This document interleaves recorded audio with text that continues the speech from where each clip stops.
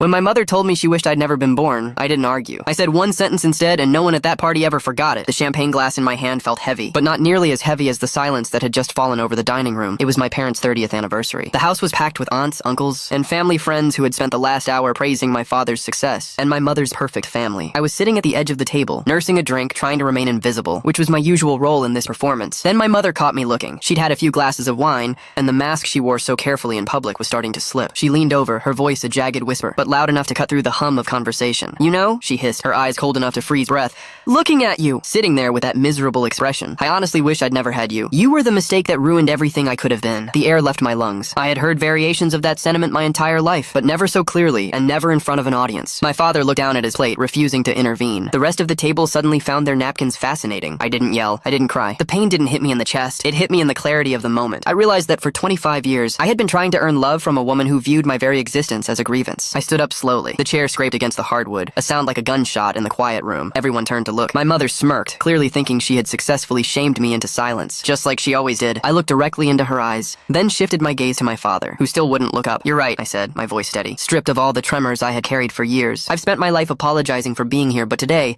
I finally realized that the only thing wrong with my life was the people I was trying to please." I set my glass down on the table with a soft clink. "I hope the rest of your life is as empty as you've made this house," I added. I didn't pack a bag. I didn't say goodbye to the guests. I simply walked toward the front door, feeling the weight of decades of emotional debt evaporating with every step I took. "Where are you going?" my mother called out, her voice suddenly shrill, a flicker of panic finally breaking through her arrogance. "Get back here! We aren't finished!" I reached the handle of the front door, feeling the cool night air waiting on the other side. I didn't look back. I didn't need to. "We were finished a long time ago," I said, and closed the door behind me. I walked to my car, pulled my phone out, and blocked both of their numbers before I even put the key in the ignition. For the first time in my life, the silence wasn't lonely. It was the sound of my own freedom. I started the engine and drove away, and I haven't looked in the rearview mirror since.